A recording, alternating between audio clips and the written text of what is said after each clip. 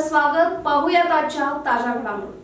मलिकवाड येथील विठ्ठल रुक्मिणी मंदिरात आषाढी एकादशीनिमित्त विविध धार्मिक कार्यक्रम पार पडले. दरम्यान गावातील प्रमुख मार्गावरून दिंडी सोहळा पार पडला.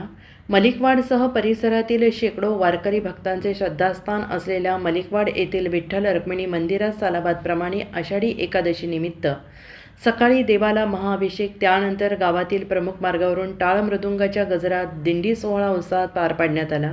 दिंडी सोहळ्याची सांगता होताच मंदिरात भजन कीर्तनाचा कार्यक्रम पार पडला. यावेळी उपवासाच्या फराळाचं वाटप करण्यात आलं. सदर कार्यक्रमाच्या निमित्ताने मलिकवाडसह परिसरात धार्मिक वातावरण पसरलं होतं.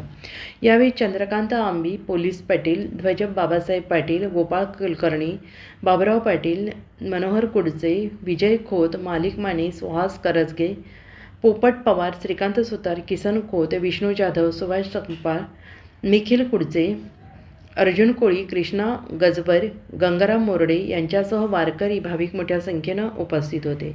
SB न्यूजसाठी अण्णासाहेब केरुरे. राजकीय, सामाजिक, आर्थिक असा सर्व घडामोडींचा आढावा पाहायला विसरू नका SB न्यूज चॅनल आणि नक्कीच सबस्क्राईब करा.